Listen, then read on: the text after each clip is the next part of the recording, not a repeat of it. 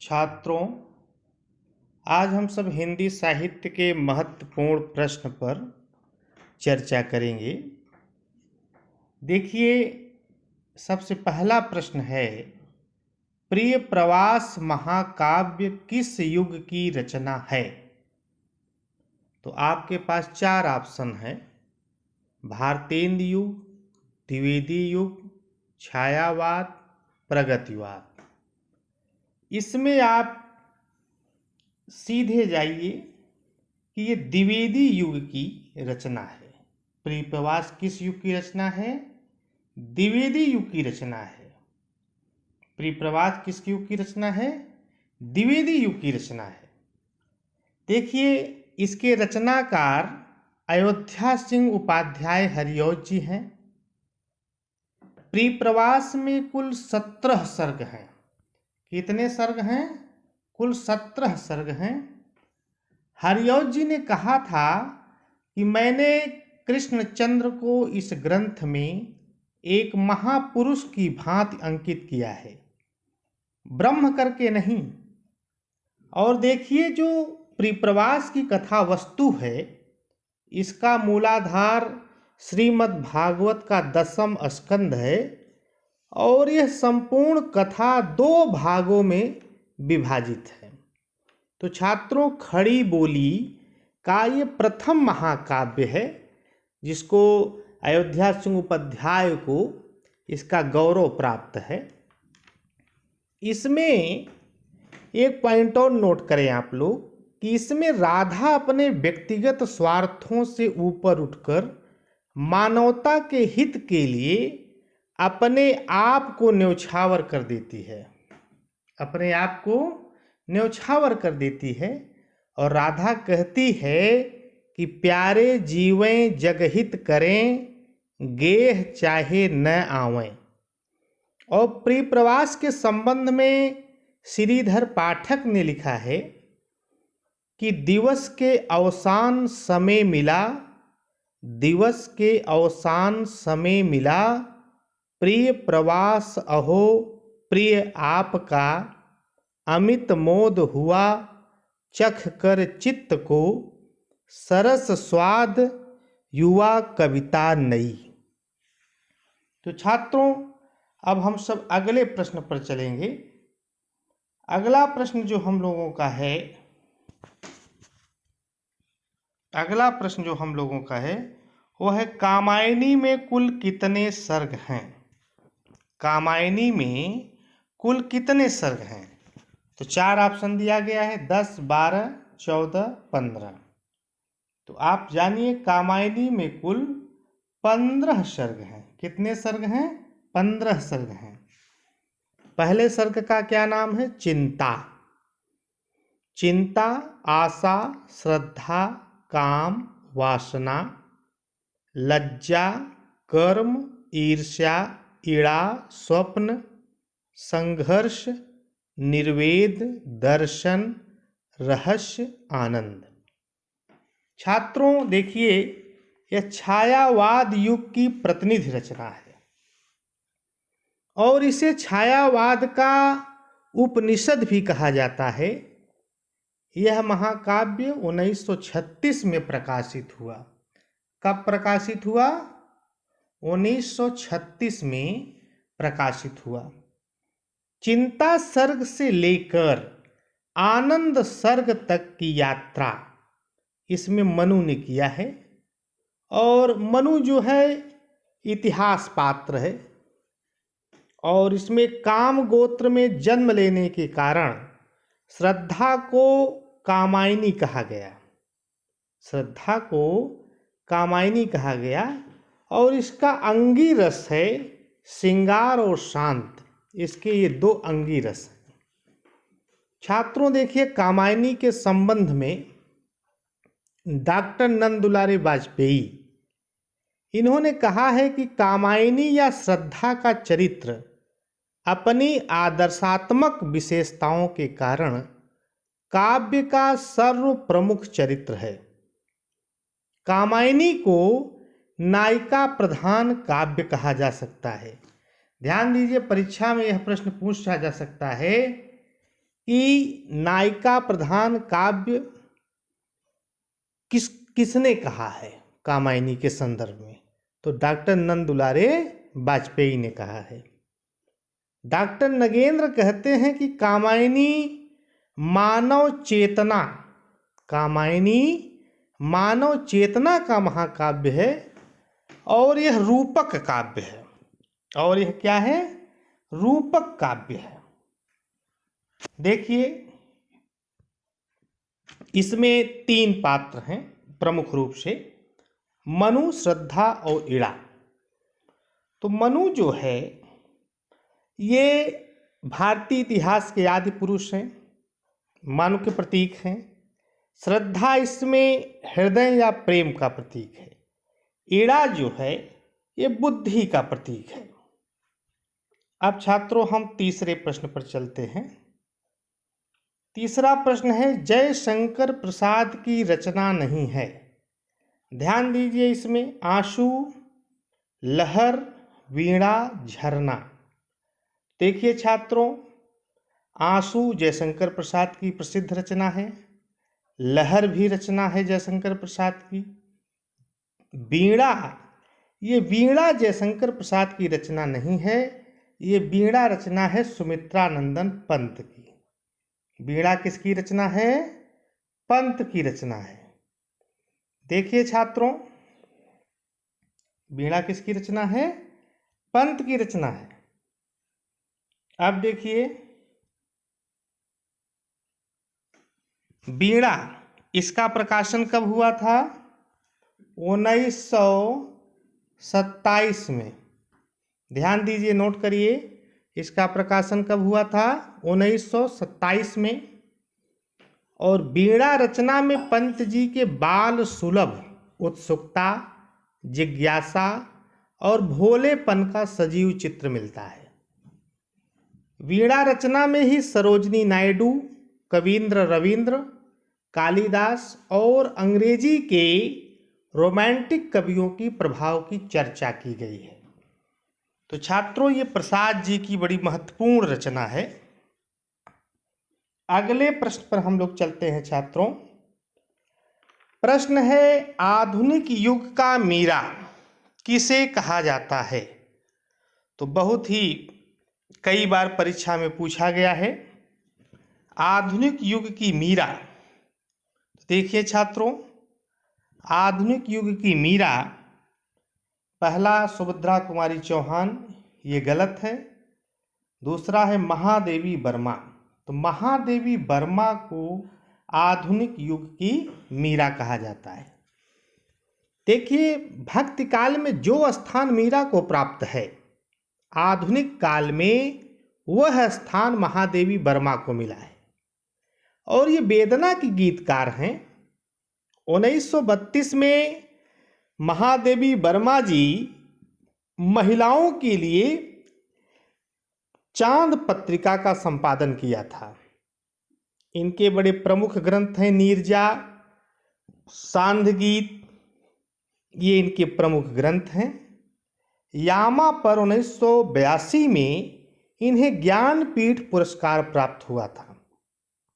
महादेवी वर्मा अपने आप में एक जीवन गाथा है।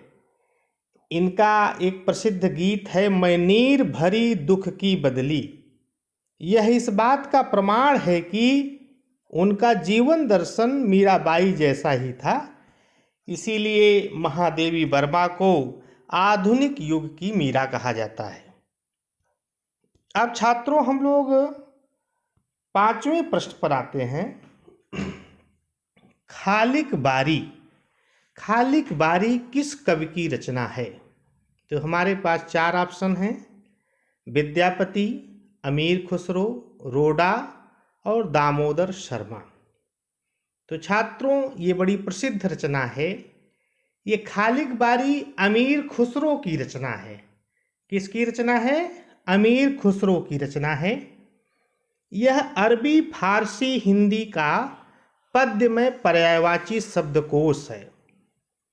दरअसल क्या था कि अमीर खुसरो ने इस शब्दकोश की रचना इसलिए किया कि जिससे आम जनता को भाषा का ज्ञान हो सके।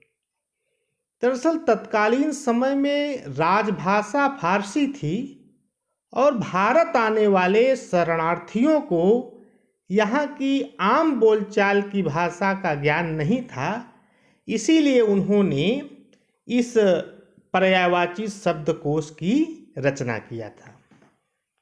तो छात्रों, अब हम लोग अगले प्रश्न पर चलेंगे।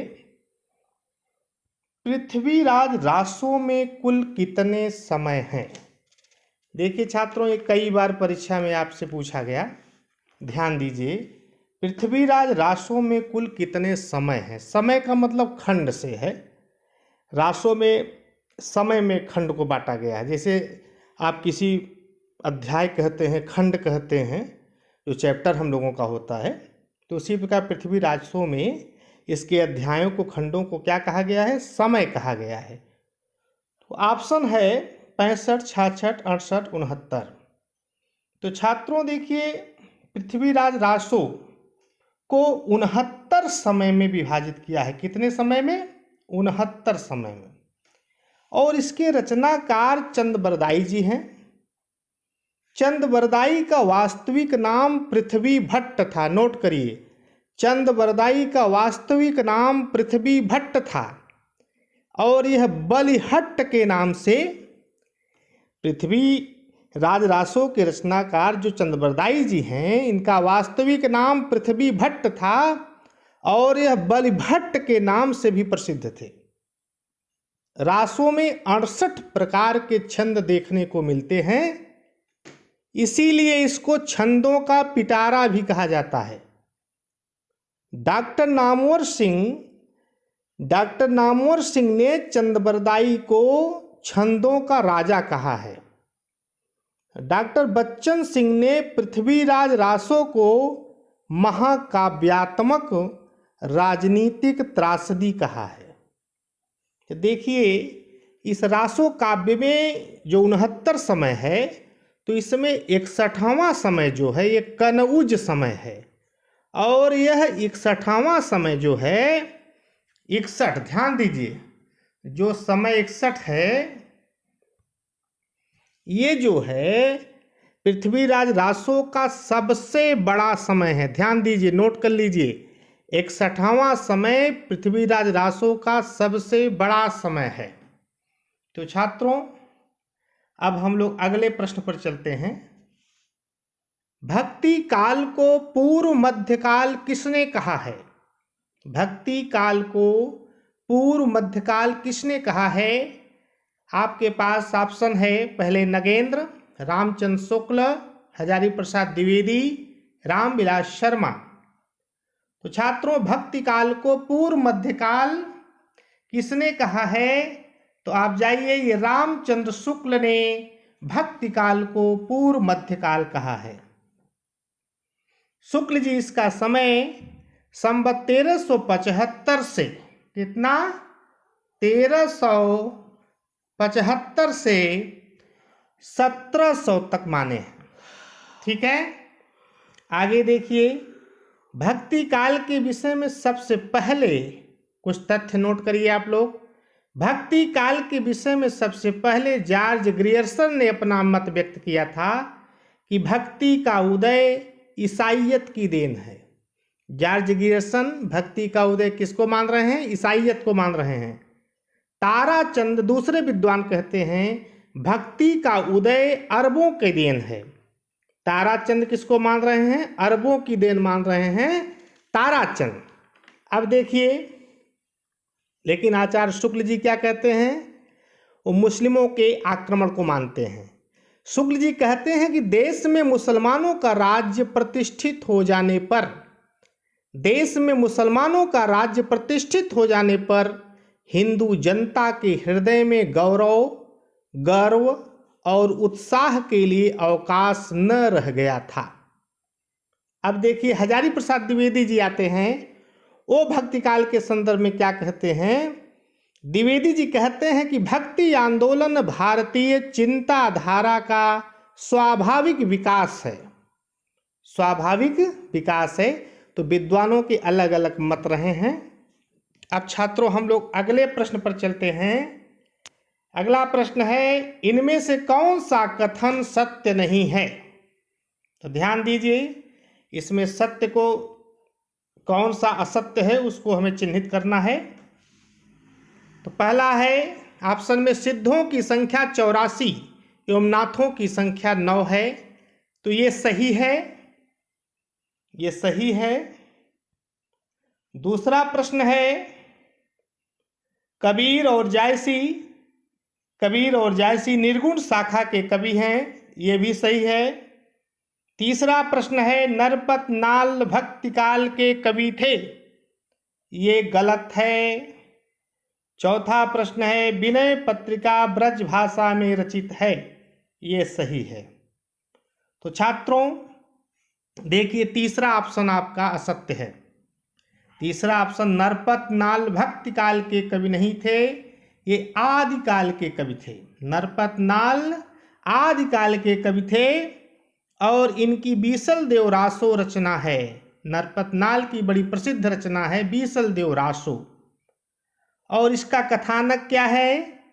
इसके कथानक में बीसल देव के अपनी रानी राजमती, बीसल देव की रानी क्या नाम था? राजमती। राजमती से रूठकर बीसल देव उड़ीसा की ओर प्रस्थान करते हैं और वहाँ 1 वर्ष तक रहते हैं, इसका वर्णन है इसमें। और रानी के विरह वेदना और राजा पुनः अजमेर आते हैं, इसका वर्णन किया गया है। ध्यान दीजिए, जो महत्वपूर्ण बात है कि हिंदी में पहली बार 12 मासा का वर्णन बीसल देव रासो में मिलता है और कार्तिक मास से 12 मासा का प्रारंभ है। तो छात्रों अब हम लोग अगले प्रश्न पर चलते हैं। अगला प्रश्न है, रीतिबद्ध कवि कौन नहीं है? ध्यान दीजिए, रीतिबद्ध कवि कौन नहीं है? तो देखिए, इसमें चिंतामणि पहले केशवदास, चिंतामणि और आलम भूषण। तो ये हमारे 4 ऑप्शन हैं। तो रीतिबद्ध कवि कौन नहीं है? केशवदास ये रीतिबद्ध कवि हैं, चिंतामणि रीतिबद्ध कवि हैं, आलम रीतिबद्ध न हो करके आलम रीति मुक्त कवि हैं। आलम कैसे हैं? ये रीति मुक्त कवि हैं। ध्यान दीजिए छात्रों, रीति मुक्त कवि कौन है? आलम कैसे कवि हैं? रीति मुक्त कवि हैं। भूषण रीतिबद्ध कवि हैं। देखिए, अब देखिए आलम के विषय में थोड़ा जानिए आप लोग। आलम रीति मुक्त कवि, इनका प्रारंभिक नाम क्या था? लालमणि त्रिपाठी। आलम का प्रारंभिक नाम क्या है? लालमणि त्रिपाठी। इनका जन्म एक ब्राह्मण परिवार में हुआ था। कहाँ हुआ था? एक ब्राह्मण परिवार में हुआ था और एक मुस्लिम महिला शेख नाम रंगरेजिन से विवाह कर लिए थे, इसीलिए इन्होंने अपना नाम आलम रखा। ये औरंगजेब के दूसरे बेटे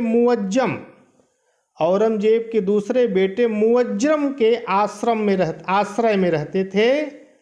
मुअज्जम के आश्रय में रहते थे और माधवा नलकाम कंदला, श्याम स्नेही, सुदामा चरित और आलम केली, ये इनकी प्रसिद्ध रचना है। तो ठीक है छात्रों, अब हम लोग अगले प्रश्न पर चलते हैं। अगले प्रश्न पर, तार सप्तक कवियों में कौन नहीं है? तार सप्तक कवियों में कौन नहीं है? तो पहला ऑप्शन है गिरिजा कुमार माथुर, दूसरा गजानन माधव मुक्तिबोध, तीसरा रामविलास शर्मा, चौथा भवानी प्रसाद मिश्र। तो ध्यान दीजिए, तार सप्तक कवियों में कौन नहीं है? तो देखिए, इसमें भवानी प्रसाद मिश्र तार सप्तक कवियों में नहीं है। शेष गिरिजा कुमार माथुर, गजानन माधव मुक्तिबोध, रामविलास शर्मा, ये तीनों तार सप्तक के कवि हैं। भवानी प्रसाद मिश्र ये दूसरे शतक के प्रथम कवि थे और क्या थे? गांधीवादी विचारक थे। गांधी दर्शन का प्रभाव इनकी कविताओं में स्पष्टतः देखा जा सकता है। भवानी प्रसाद मिश्र का प्रथम काव्य संग्रह गीत फरोश बहुत ही लोकप्रिय रचना है और इनकी शेष अनेक कविताएं त्रिकाल संध्या नामक पुस्तक में संकलित हैं। भवानी प्रसाद मिश्र जी कवियों को नसीहत देते हुए लिखते हैं, जिस तरह हम बोलते हैं उस तरह तू लिख, और इसके बाद भी हमसे बड़ा तू दिख। तो ठीक है छात्रों, अगली क्लास में हम लोग शेष और प्रश्नों पर चर्चा करेंगे।